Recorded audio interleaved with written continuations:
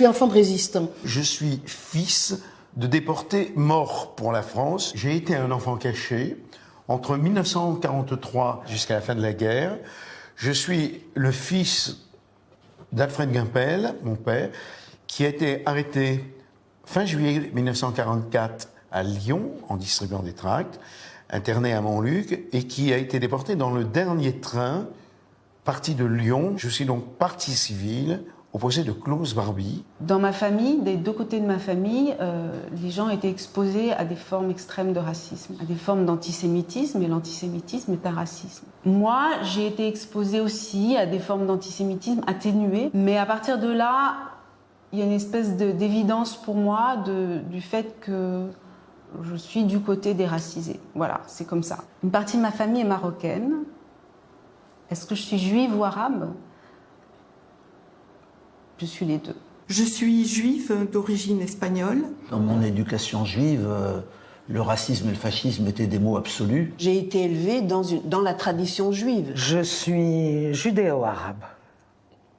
Juif et arabe. Je milite contre le racisme, surtout à cause de notre histoire familiale. Dans ma famille, on avait souffert du colonialisme. Parler du protectorat, c'était parler du racisme et de l'arrogance. C'était les deux termes. Quand je rentrais de CE1 pour élémentaire première année et que je disais à ma mère, mais tu m'as dit que la capitale du Maroc c'était Rabat et à l'école on m'a dit que c'était Paris. Tu m'as dit que le fleuve qui traverse Rabat et qui se jette dans la mer, il s'appelle le Bourgreg, et moi on m'a appris les 4 fleuves français et elle m'expliquait que oui, mais le Maroc était dominé par la France dans un régime colonial qui s'appelait le protectorat. Quand on est arrivé en France, on avait des espèces de consignes familiales. Si on vous demande rien, c'est pas la peine de dire que vous êtes juif et de l'afficher. Et une consigne très forte de ma mère, c'était ne laissez jamais passer un propos raciste envers quiconque. Envers quiconque. Ma mère, elle allait chercher les employés du métro pour leur faire effacer des graffitis anti-arabes à l'époque. Ça, c'était dans les années 70. Étant donné que mon père a été tué comme otage juif, uniquement parce qu'il était juif, si encore il avait fait de la résistance, on pourrait comprendre, il serait mort au combat. Mais non, il a été fusillé comme juif. Donc, chaque fois qu'il y a du racisme, voilà. L'injustice de la mort de mon père, c'est un moteur permanent. Donc je suis née au Maroc. Du Maroc, je suis venue en France avec ma famille à l'âge de 6 ans, 7 ans. Et évidemment, même si le statut des immigrés juifs en France était meilleur, on va dire, que celui des immigrés arabes musulmans, notre mot d'ordre en tant qu'immigrés à cette époque-là, donc dans les années 60, c'était de raser les murs, de s'intégrer, de ne pas faire de vagues, de ne pas faire de bruit. Quand on me pose la question de savoir si je suis juive ou arabe, je me remémore effectivement cette insulte à l'âge de 6 ou 7 ans, sale arabe, et moi fière de dire mais non, je ne suis pas arabe, je suis juive. Voilà, je pense qu'effectivement je suis juive arabe, je suis arabe juive, et c'est comme ça. Je suis issu d'une famille juive alsacienne rescapée du génocide. Il m'appartenait de mettre en avant que le bilan du génocide, c'est plus jamais ça, non pas simplement pour les juifs, mais plus jamais ça pour tous. Quand j'étais petite, je n'ai pas pu aller à la même école que mon grand frère et ma grande sœur. Il a fallu me mettre chez les bonnes sœurs parce que les Français ne voulaient pas d'arabes. Je suis née juive avec un passeport marocain ou en pays arabe, donc je suis arabe. Ma grand-mère maternelle était juive et polonaise et elle a perdu presque toute sa famille pendant la guerre. Ils ont été déportés. Donc je fais un lien direct entre cette espèce de devoir de mémoire hérité de ma famille et le combat antiraciste qu'il faut mener aujourd'hui. Très petit enfant, je descendais les 4 étages d'un immeuble du Havre pour aller chercher dans la boîte aux lettres une lettre qui aurait pu annoncer à mon père que sa petite sœur n'était pas morte dans une chambre à gaz à Auschwitz. Et aujourd'hui, j'ai l'impression que tout ce que je fais, les emails que je fais, les tracts que je distribue, les interventions que je fais dans des réunions sont des petits morceaux de cette lettre à écrire. Je suis juif essentiellement par le silence de mon père qu'il s'agissait de combler. Quand on est un juif né dans un quelconque pays d'Europe, on est un juif européen. Quand on est juif né dans un pays arabe, on ne peut pas être juif arabe. Je suis juive arabe parce que je suis née et j'ai grandi dans une culture arabe. La langue maternelle de toute ma famille paternelle, c'est l'arabe. Ils ont appris le français à l'école coloniale.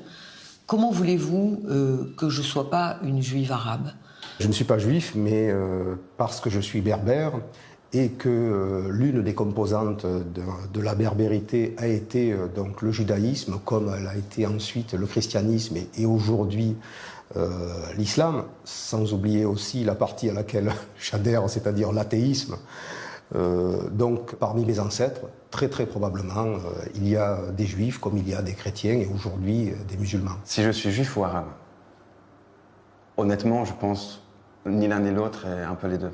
De par mes origines et le nom de famille que je porte, Benatouil, j'ai subi un peu quelques remarques de type raciste. Pas du racisme directement, mais des remarques qui essentialisaient un petit peu qui j'étais ou d'où je venais, d'où ma famille venait. J'étais sioniste de gauche, la paix maintenant. Et c'est en allant en Israël pour la première fois, quand j'avais 20 ans, il y a eu un élément déclencheur qui a commencé à me désioniser, si je peux me permettre l'expression.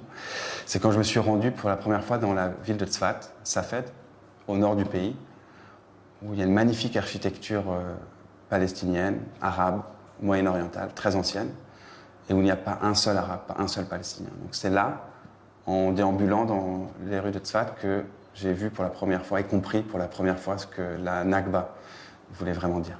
Je suis goïm et je milite avec des juifs. L'histoire de mes parents va influer sur la mienne.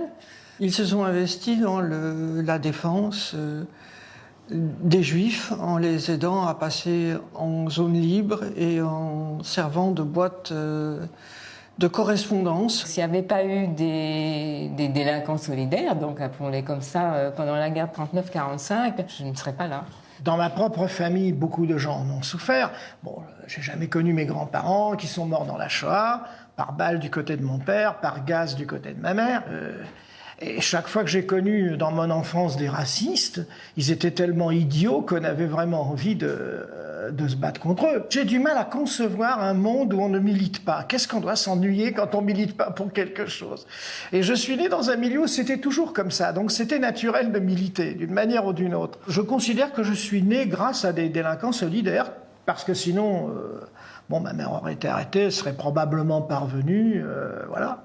C'est vrai qu'aujourd'hui, quand je vois des délinquants solidaires qui soutiennent les sans-papiers, ça me parle quand même, même sans raisonner, ça me parle sentimentalement. Donc, l'UJFP, qui est quand même très impliqué dans ce genre de combat, ça me semble tellement naturel d'être dedans que finalement, je me suis mis dedans. Je suis née dans une famille raciste. J'ai mon père qui est au FN depuis que je suis toute petite. Je connais Le Pen, je croyais que c'était mon oncle parce qu'il disait tonton Le Pen. Toute la famille de ma mère est juive sioniste. Je suis partie à 20 ans dans un kibbutz. J'étais pas du tout militante à ce moment-là, mais il y avait quand même beaucoup de choses qui me dérangeaient dans le discours des Israéliens ou de ma famille vis-à-vis des Palestiniens. Quand j'ai découvert l'existence de l'UJFP, j'ai découvert qu'il y avait des juifs en fait qui pouvaient penser comme moi.